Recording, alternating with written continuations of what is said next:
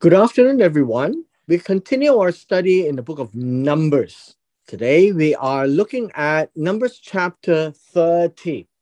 Now, we have a very interesting chapter because this is a topic where it's very little discussed, if ever, regarding the concept of vows and oaths. Now, the English word that we are reading here are two: oaths, uh, oaths and vows. Now, the oaths is equivalent to someone who is swearing, right? Someone who's swearing. Uh, and a vow, by the way, would be an act. How should we say? A commitment, a promise to do certain things. Uh, uh, and it's a more of a formal promise. So we'll take it as we go along so that we have a better idea what this chapter is all about, and we will not avoid it in the future. Then Moses spoke to the heads of the tribes. Now, the heads of the tribes, every one of the tribe, all the 12 tribes, particularly will be the 12 tribes who have a share of the inheritance. That's why we always call the heads of the tribes. And Moses can't address actually the entire million plus people. And so the whole idea of the organization is where when you have a tribe and the oldest or the older ones of the tribe are actually candidates to be leaders. And out of them, they pick a few, and so they are called the heads of the tribes because they represent the tribes whenever there is a formal engagement with Moses.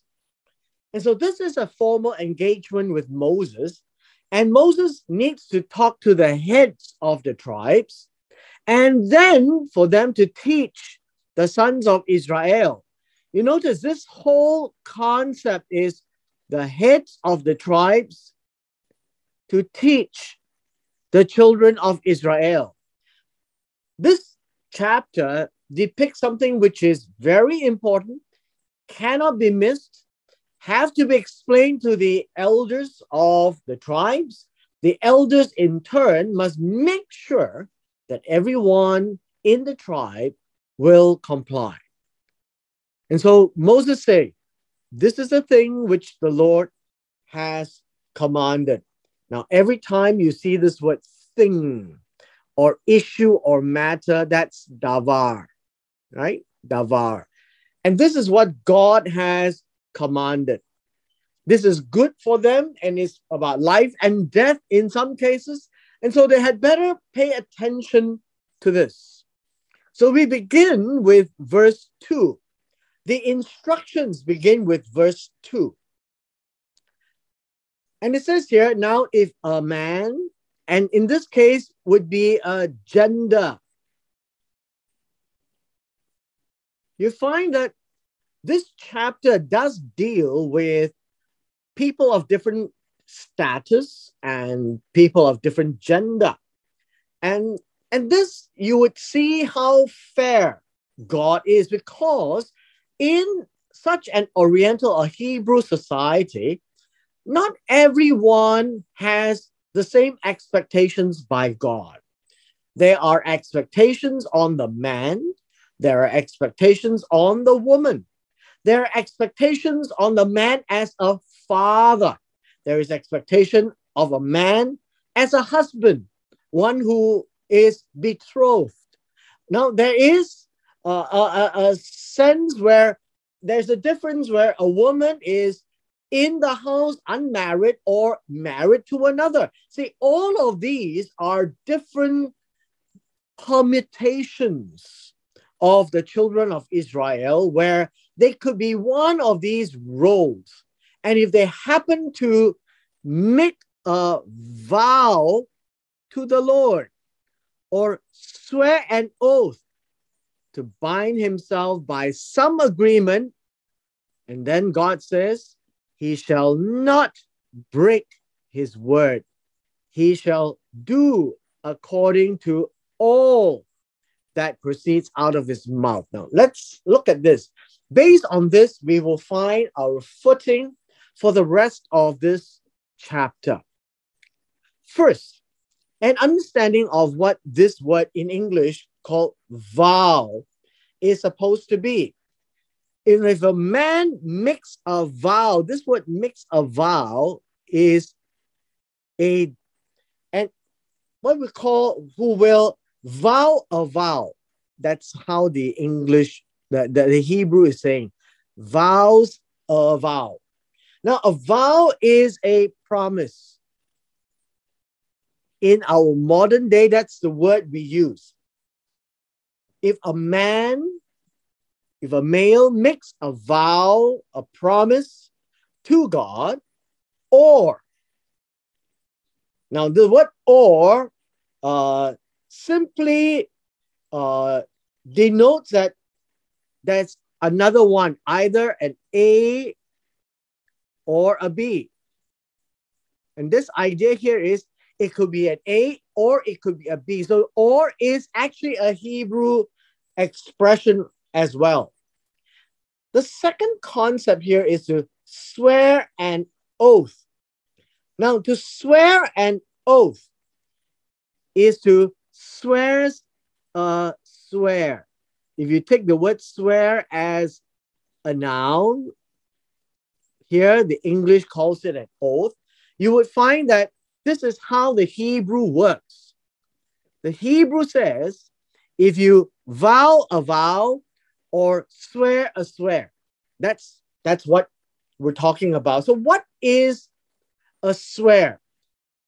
In the Hebrew, the word swear is shavah, right? The word swear is shavah. Shavah comes from the word sheva, which is 7.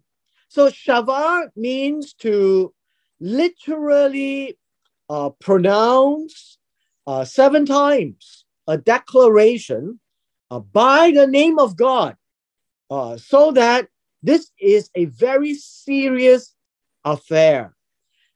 Now, what does that mean? Would be that there is a lighter concept called making a promise to the Lord. There is a more serious concept called swear a swear. Now, the swear a swear really means to bind himself by some well, the word here is agreement, and then that's a word play here. The word play is this. To bind is asar. Yeah, I think we could call it this way. We could call it asar, and an agreement will be an isar. Basically, they come from the same concept. That if you bind himself by some binding, right? By some binding. What do you mean bind himself? The word bind means to tie himself. Okay, that's the word. To tie himself together, or to to bind, to tie, to well, I guess you could say to keep, right? To keep by some binding arrangement. Then he shall not, and this word break, the word break really is to how should you say, to make profane, to dishonor, right? To dishonor. To dishonor, how else would you call it? To break, to to, yeah, I think that would be good enough, to dishonor, to violate. All right. Now, the contrast is this: not break is contrasted to do. So you need to be able to see this even in the English. Not break means to do. His word is all that proceeds out from his mouth. So what you can see here very clearly is that you have an A and a B right here. Not break his word literally means to do everything according to what proceeds out of his mouth. Proceeds out from his mouth literally means similar to Deuteronomy chapter 8, that man shall not live by bread alone, but by every word that proceeds from the mouth of God. And so this is the same. So to everything that proceeds out from his mouth. So notice Deuteronomy chapter 8 is talking about God. Numbers chapter 30 right here in verse 2 talks about the person, the man. And so if the man says so, he must do so. It doesn't matter. Now, if he makes a flippant promise, he better don't make it to God. So it's all about man and God. If you get God involved in that promise, then if you know who God is and you use his name and you invoke the authority of God in your promise, you better make good on it. And that's basically what it says in verse 2. Now we come to verse 3.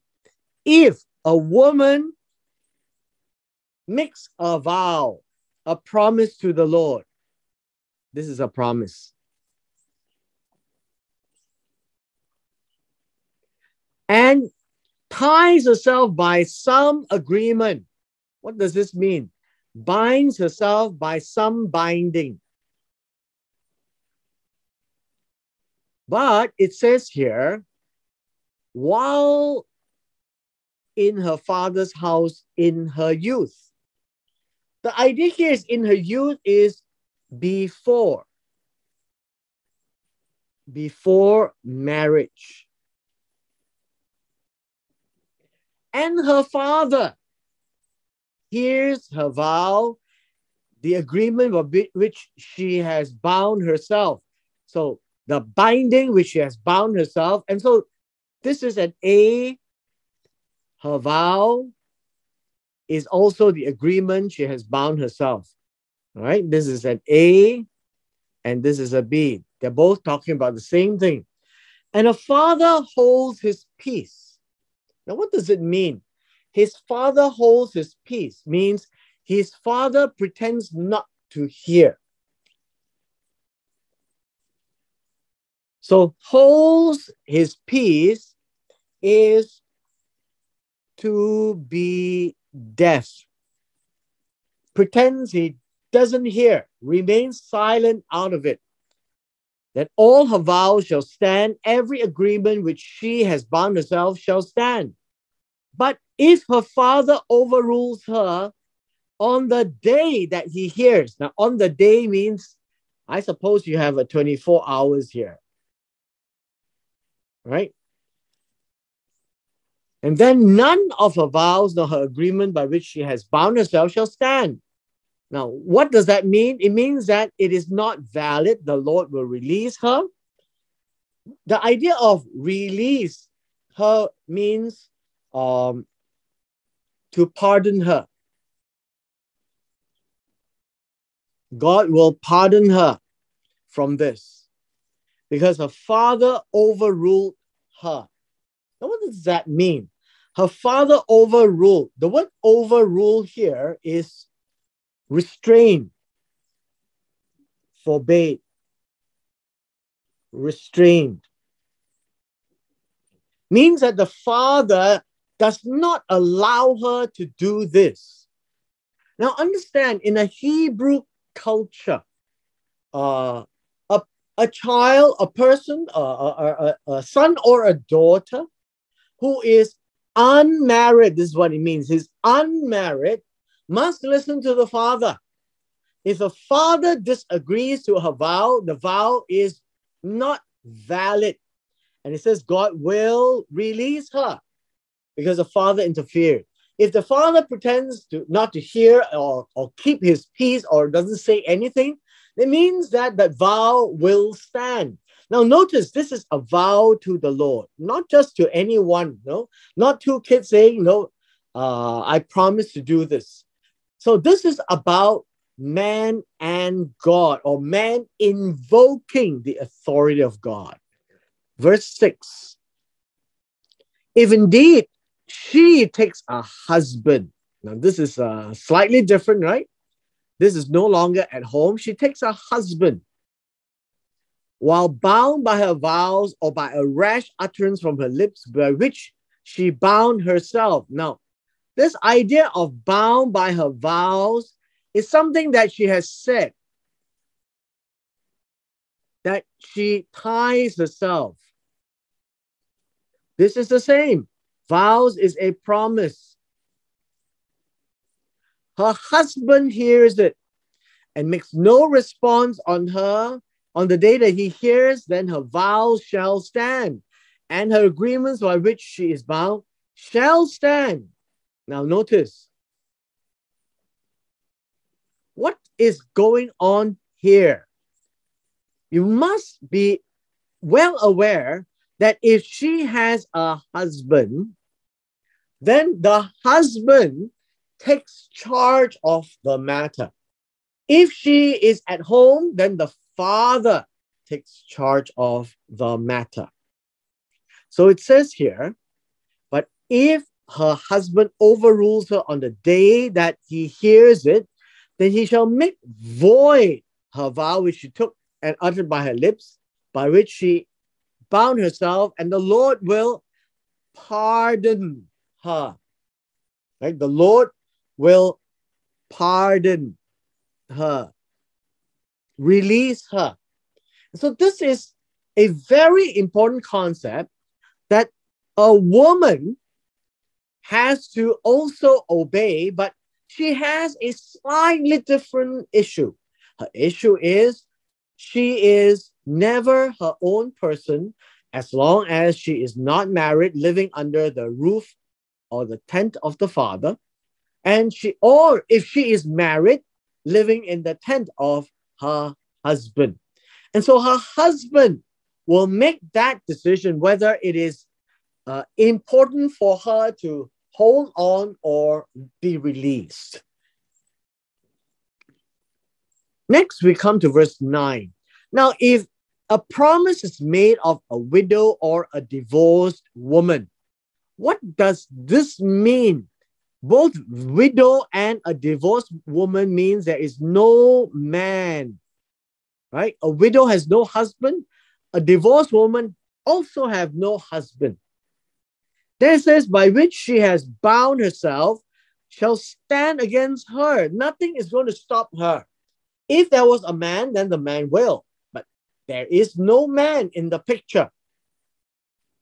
Now, if there is no man in the picture, then she has to face up to what she has said.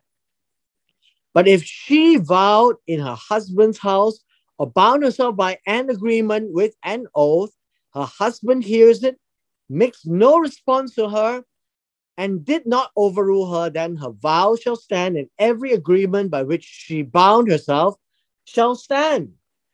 Now, all of this has to do with if she has a husband. So notice, if she has a husband, then everything is like verse 6.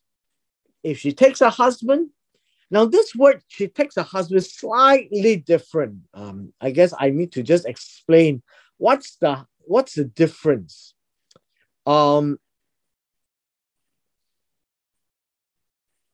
If she takes a husband, this one This one is about a betrothal. A betrothal.